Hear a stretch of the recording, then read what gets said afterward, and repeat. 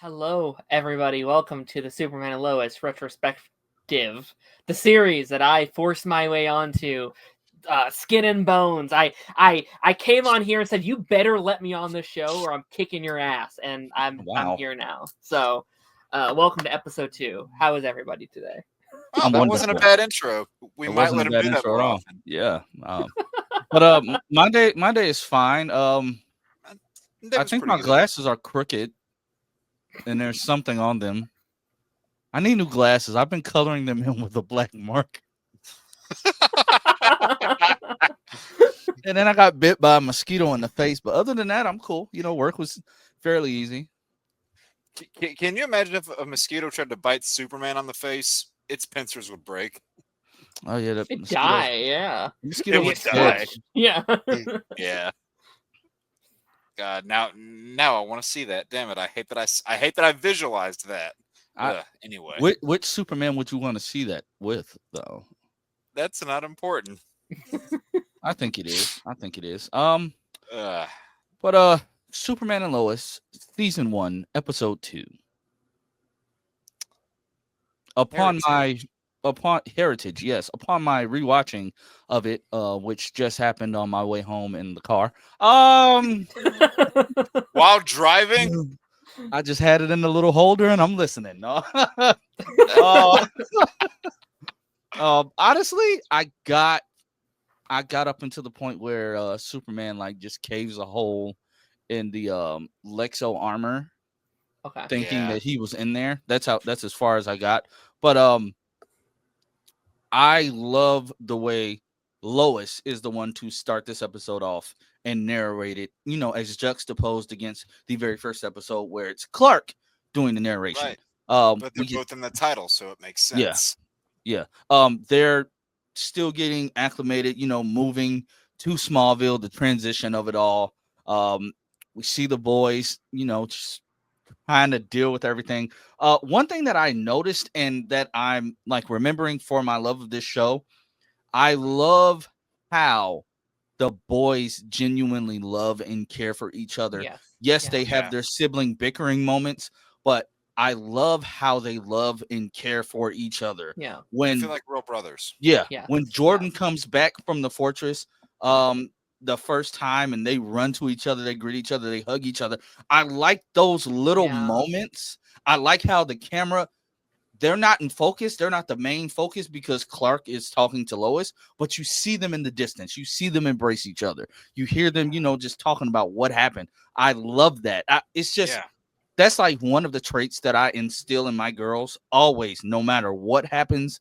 Stick together. Yeah. Your siblings are all that you got at the end of the day. That's how I am with my brother, how I am with my in-laws, that's all you have at the end of the day. So I love that they focused on that with Jordan Elsass and Alex Garfin, and then with Michael Bishop later on down the line. Yeah. That's something that this show kept at the center, and I love it. Yeah, and it even plays into the end of the episode directly whenever Jordan's feeling disgruntled after the fortress visit didn't go well, and Jonathan's like, "I don't care what some hologram said. If nothing's gonna help, if no one's gonna help you through this, then I'll help you." It's like, man, that's good stuff. Yeah, and I also like the argumentation of their dynamic as well, and how they kind of come back from it, because they are consistently hating each other and bickering and going back and forth. But I love that scene when they're in the house party. He's like, "All right, what happened? Just tell me what happened." And it's there was never a fight to begin with. It's I feel as a single child, I feel that's a lot of these sibling dynamics that I've seen either on screen or just in real life, where it's listen, we will shit on each other. No one hates me as much as my siblings, but when it comes down to brass tacks, we are the number one person in each other's lives. And I feel they nailed that dynamic perfectly, and it's really cemented in this episode. Yeah. And also, speaking on the fortress too, God, some of those shots are just beautiful, the way that they show it. And I'm not trying to shit on this show, but it looked way better than the one you saw on Supergirl, yeah. I was thinking that too, because I remember when the show was airing, this was a big thing for the people who didn't want it to be canon. People were like, well, look at this fortress, and look at this fortress. And I don't think that was a deterrent of it not being canon. Right. But looking back on it, it's Oh yeah, they didn't even try to make it look like Supergirl. Right, but I like, mean, I mean, granted, I don't know how feasible this would have been, but they could have tried to use Crisis as their explanation of why it looks different than what we saw. That is true. But then you saw like Supergirl season 6 a couple months later, where it's like, oh well, we're still using the same fortress. I was about to say I couldn't remember if they ever went to the fortress in Supergirl post Crisis. That's how it started because Melissa was pregnant. So wasn't this the season where she had to be stuck in the Phantom Zone, and she got stuck in the Phantom Zone during like in the first few episodes. I barely remember that last. Yeah, it was that weird time where they aired half of Superman and Lois, they paused, then did half of Supergirl, then went back to Superman, and then back to Supergirl, and it was like, that's a weird template. You should have just waited on Supergirl, air them in the summer, and then just did all through Superman. But yeah, no. And also the actor they have, I can't remember his name. Feel a little bad about that, but the casting of Jor-El in this, that actually felt like, you know, he would have been that Clark's father. Yeah, and I also like how AI he feels comparatively to a lot of other ones, because sometimes I forget he's not like really there. He's just like, he's just a father. Where this one, he's very calculated. He's like, no, this is the way. It's like, I don't feel this way. He's like, I don't care. This is the way. So I think like that aspect of it is really, really cool. Not saying he's one of my favorites, but I think in that aspect, it's maybe one of the more realistic versions of the character. It fits the show. Yeah. And man, they're one thing I love too. I mean, a number of episodes of the show do this, but how you have, you know, there's three sides essentially of this episode. You have the story with the boys, the story with Clark and Lois, and then the story with the Superman side of things. And so many of these episodes just balance it out so well. And even the flashbacks you saw in this episode to who we at this point know as Captain Luthor, those other world flashbacks you saw, those were some of the highlights of the episode for me as well. And they even brought back Tyler's black costume from Elseworlds.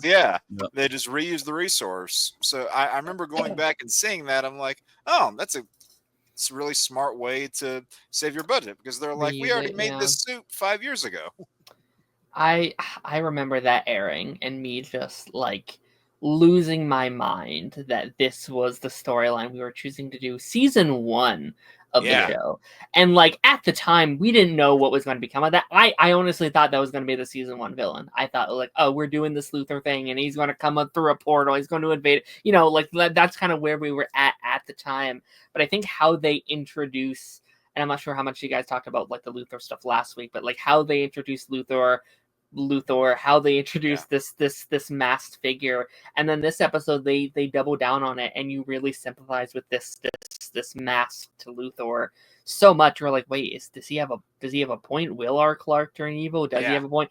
And we see throughout the season, kind of, you know, he's kind of right, a little bit, and you know, it plays into, you know, the history that world's Luthor had with Sam, and the history that this one is trying to forge with Sam, and you know, we see where that goes later.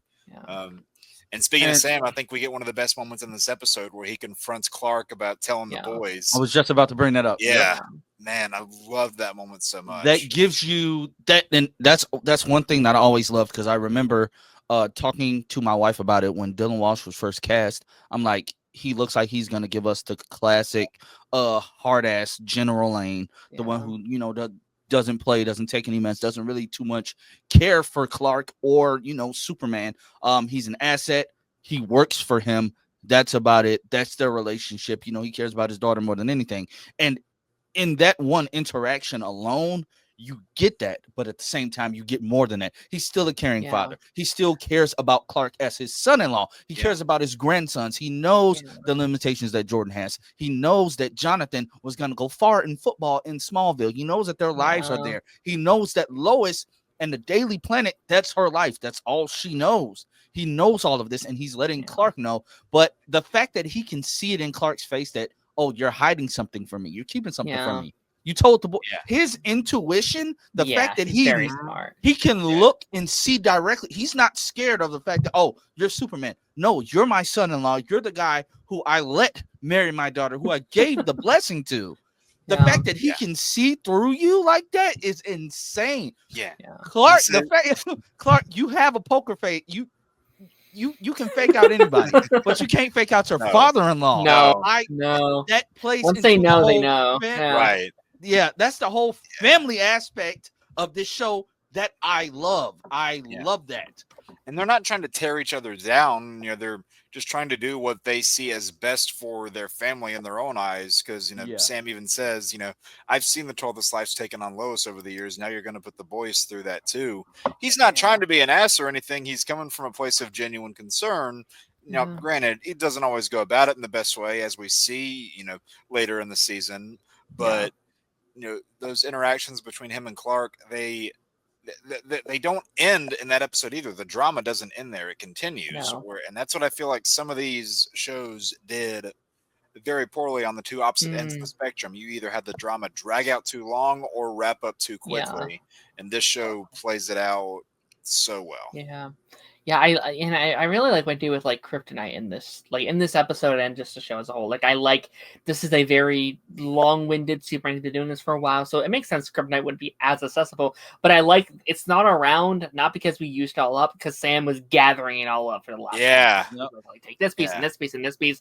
I'm gonna keep it in here, and just like the setup of that, like they don't really dive into it this episode, but it's a looming idea, it's a looming threat, and it's something that we can dive into more in future episodes when it's more prominent. But like just that little hint of drama, that little hint of reserve from both Lois and Clark, where Lois is like, we're gonna use this bottle, aren't we? We're gonna say, yep. I love how those scenes became such a staple in the show. The porch wine sessions, the front porch scene, those just became such a staple whenever something happened. And unlike any, I was gonna say, unlike a worse written show where somebody from the Flash is like, hey, can I talk to you in the hallway? It's like, oh no, what is it now? With this one, you're like, okay, we're about to get a good scene here.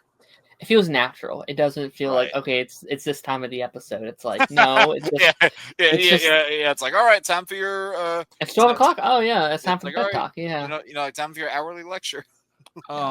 Another key point of the episode that I noticed is during the town hall, where Kyle is glazing the mayor, and he's polishing the scepter of Morgan Edge. Like, dog, like I hated Kyle. Kyle Cushing. I think we all did at that point. Kyle Cushing is the biggest glazer of anybody, and it's insane.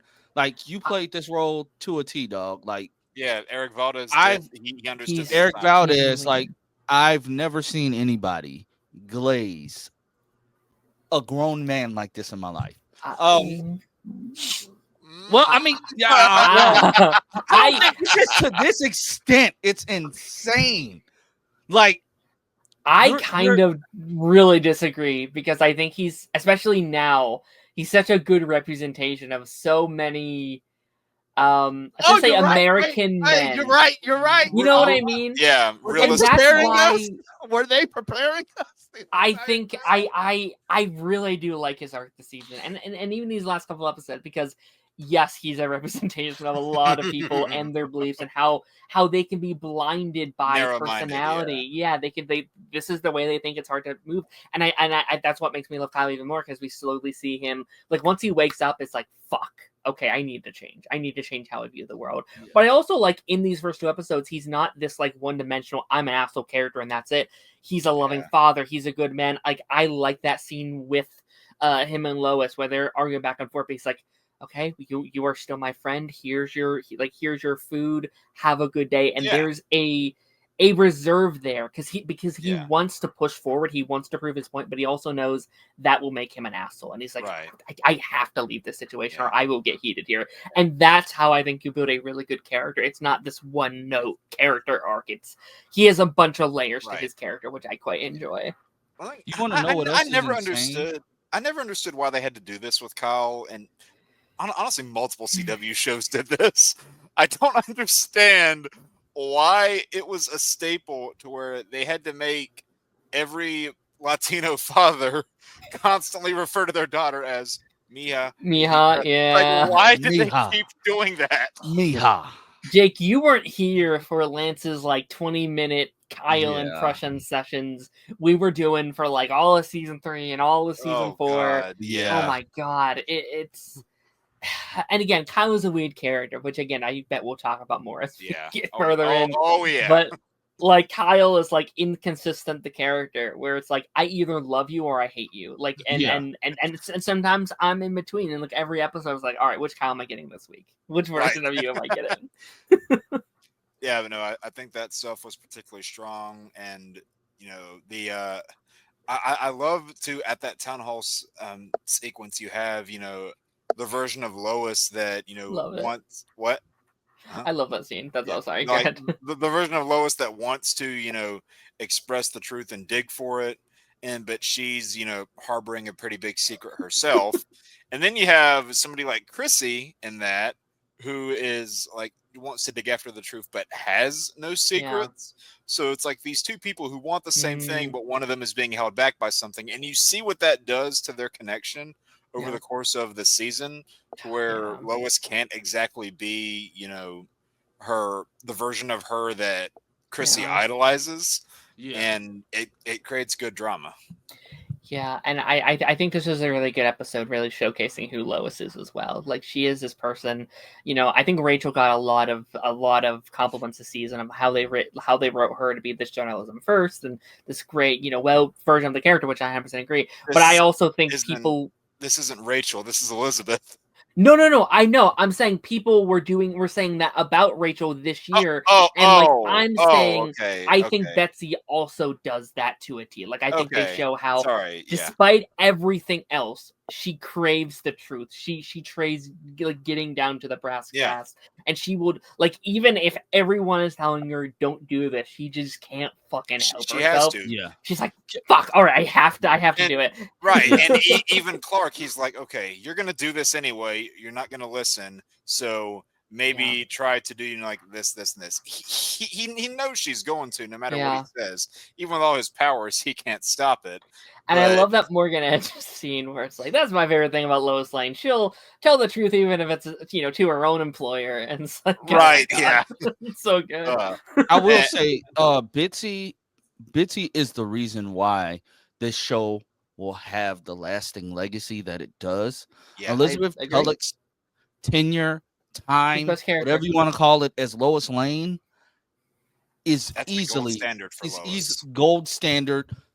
Top 5 Lois Lanes, and she's at the top of the list. I've always loved her portrayal, even from the early small little snippets of not Smallville, of Supergirl and Elseworlds and Crisis. Kick his ass. He's a jerk. She shared scenes with 3 different Supermen, and I love that. Yeah. I love that. Like, you'll catch me. Can we I would love to just see her in the role just one more time. That's why I will never get tired of rewatching Superman and Lois, just because Elizabeth Tulloch, and I've been a huge fan of her since her Grimm days. Grimm. But I think that's what solidifies these two characters having such lasting impact, is that their tenures as the characters had a beginning, a middle, and an end, and it didn't drag. Yeah. They know how to keep it. They know how to keep it fresh with Lois every season, every episode. You're right. And the fact that this Lois, she's not scared. Yes, Kyle is being a complete asshole. He's like he's being a complete asshole. Like it's insane. It's insane the fact that like the way that Kyle is coming at her. I found it hilarious that he's so uppity and thinks she's so uppity and thinks she's better than everybody. That he just assumed that she was a vegan. I said, Kyle, that's a horrible assumption to have. There's one other scene at the barbecue that I wanted to point out there that you brought up, because Darren brought up the whole, thing where he'll still, welcome into his home, give her food, that sort of thing. On the opposite end of that spectrum, I loved the scene with Clark and Lana, where Yeah, whenever they're like moving, whenever they're back, and she goes, "Oh, well, don't go anywhere. I just got you back." People blow that scene out of proportion Yeah. They so much. definitely do, but And I get it. I get why. I right, but understand why. that shows you that that's the sort of friendly connection that they can Yeah. have as Yeah. purely just I- that, and that just Yeah. that moment. I mean, she did plenty of great stuff later in the series, but just that one moment, Alana, felt like there was more character there, like more actual legitimate character Yeah. than the entirety of what we got in Smallville. I really like that scene because it feels like, I think there's so many complicated emotions in that, where like in that moment she's feeling like she got her friend back. She's like, she's not even thinking about what she just said, and then she says it. She's like, oh wait, should I have said that? I have a husband. Right, I have like, you have a wife. she's saying friend. She's not saying, "Oh, I got my old Yes. boyfriend back." It's her friend. I got my friend back. Yeah, and it's like, again, I think she's probably feeling like self-conscious about what she just said. It was like, wait, Yeah. was what I just said weird? And it's her like readjusting to like this new dynamic that they can now have, and how easy it is to kind of slip right in. Because like her and Kyle, they definitely did have their problems over the years. Like, they weren't a perfect marriage. So, Yep. but like, I do think it's very on purpose. It's very clear. Like, she loves her husband, he loves hers, and going into the show, I was terrified. I was like, okay, we have Lois, Yeah. Lana, and Clark. I was so afraid. Like, this was the first time we ever went into a CW DC TV show with a character married. Only time that's ever happened. And so I was like, please don't do love triangle shit. That would have ruined the show, in my opinion. And they stayed so clear from it. To be fair, they gave it to the kids instead, but that's another conversation. Right. I mean, Yeah. this was kind of Smallville, but for the kids. Yeah, in a sense. And people even say, like, people have made the comparison that and it makes even more sense with how you see them at the end of the series, but we'll get there later. That Sarah was essentially Jordan's Lana. 100%. Yeah. Yep. But no, and even some of the scenes between them, like the kids, where you really see them getting into it, are there some moments, or like, are there some lines where you're like, I don't know if that landed? Yeah, sure, but it's that realistic thing that a teenager would say. Yeah, I think the worst of it is probably Kyle and Chrissy. And like, even them I'm a fan of, right? Like, later in the show, I mean, like season 4, like season 3 and 4 stuff, where I'm like, oh, that was a little weird, but you know what? Yeah, it's so charming that I can kind of put that aside. Yeah, like there's an earnestness to it. Speaking of Chrissy, back to the scene at Town Hall. The fact that Lois notices her, catching a peek again and again. I like that, yeah. In classic Lois fashion, and Bitsy plays this to a T. Bitsy, if you're watching this, we love you a lot as Lois. Like, you're can amazing. I help you? Yeah. Yeah, she just walks up to like, can I help you? And then like she just starts fangirling out. I love it. Like, she just starts fangirling out of nowhere. That's the moment I knew, like, Chrissy Beppo, one of the best written original characters. Yeah. I like Chrissy quite a bit of this season. Yeah. But let's talk about Captain Luther. No, before we get back to Captain Luther, aka aka John Henry, let's talk about the fact that I didn't pay this much attention to it because I wasn't covering shows actively when this season aired. I was watching this season just as a fan because I was excited to have some Superman on TV, and it was my favorite Superman, Tyler Hoechlin. So I was just just being happy it was on. The fact that this man has tried this in several other cities, who knows the damage that he's done?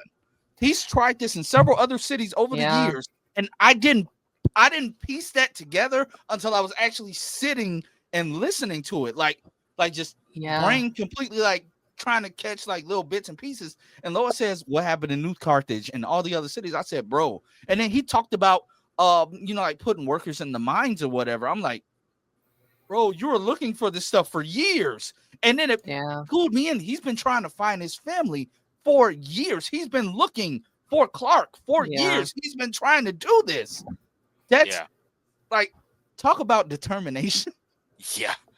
You're going from small town to small town to small town in the under the guise of, yeah, I'm going to provide jobs.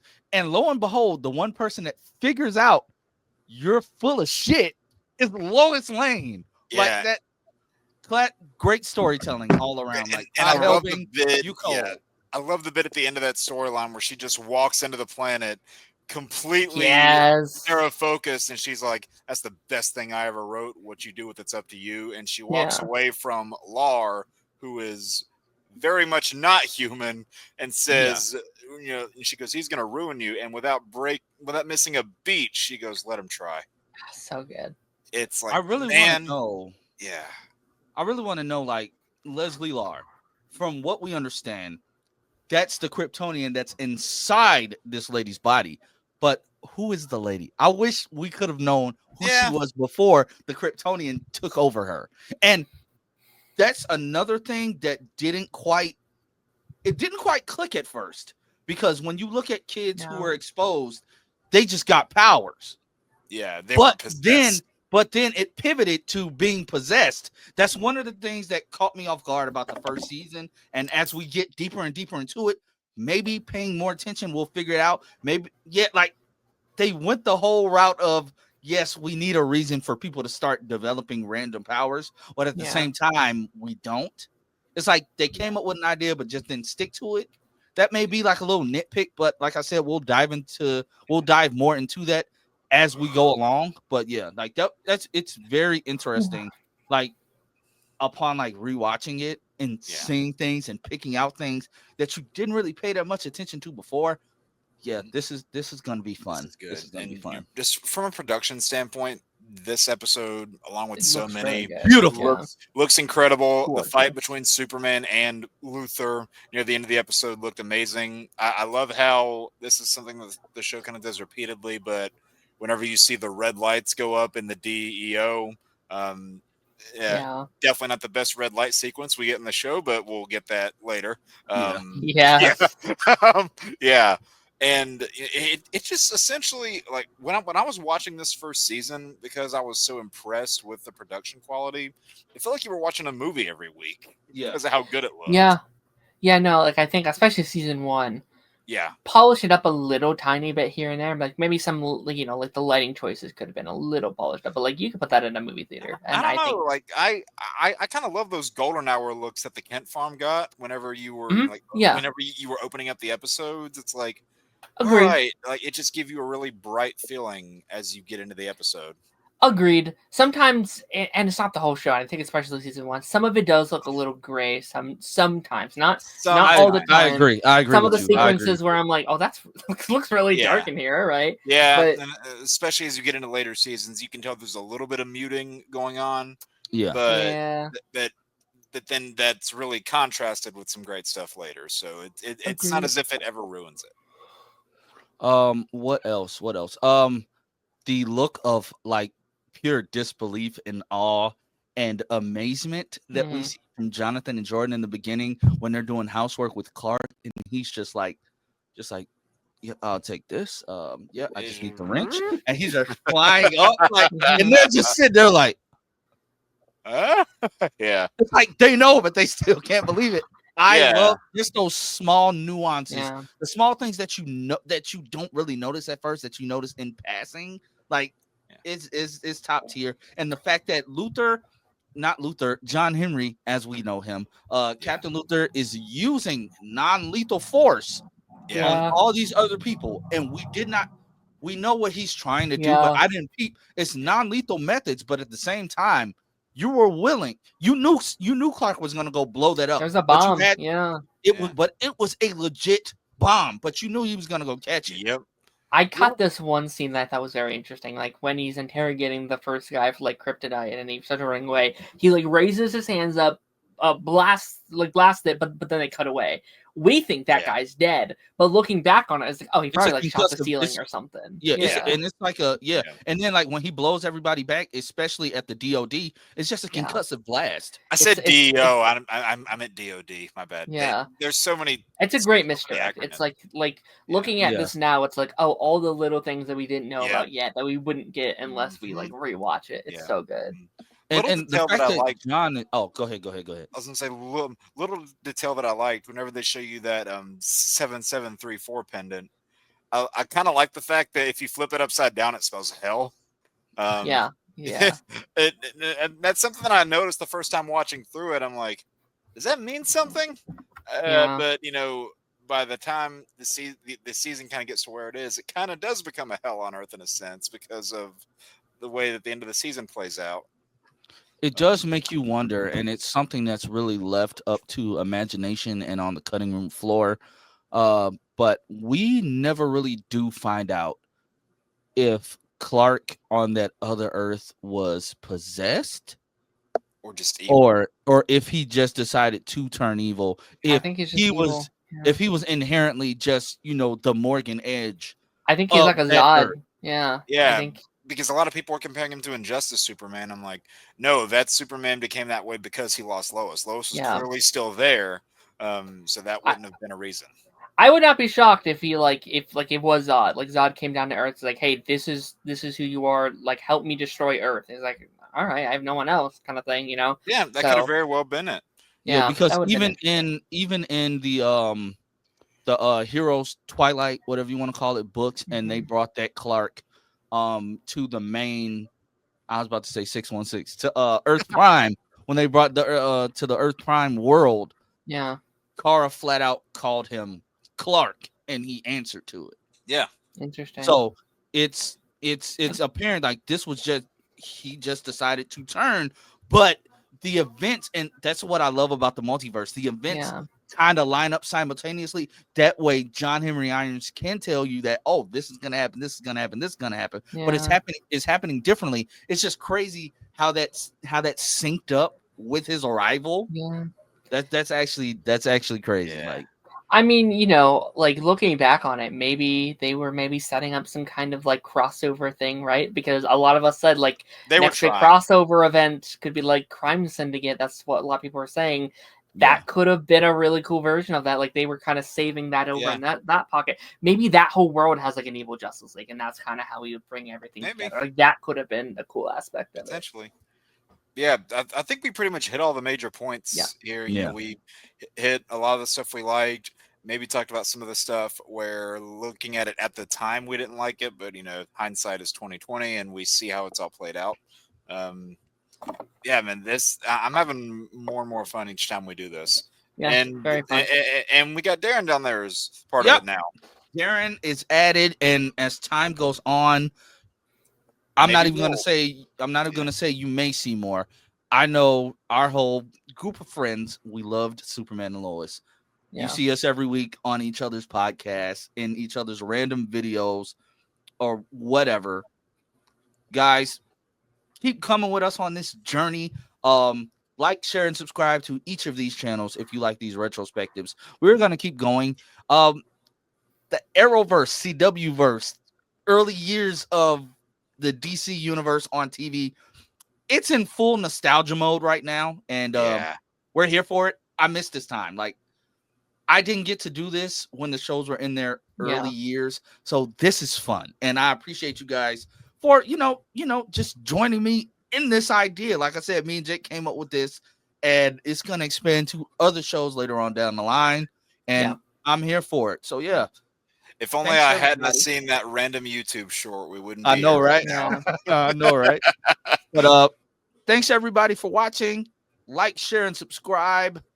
It'll be uploaded also on Jake's channel. Go support him. Go support Darren. Like I said, like, share, subscribe, all that good stuff. And we'll catch you all next time. May the Kryptonian powers protect you. And again, Elizabeth Tellick, if you're watching, you're the GOAT.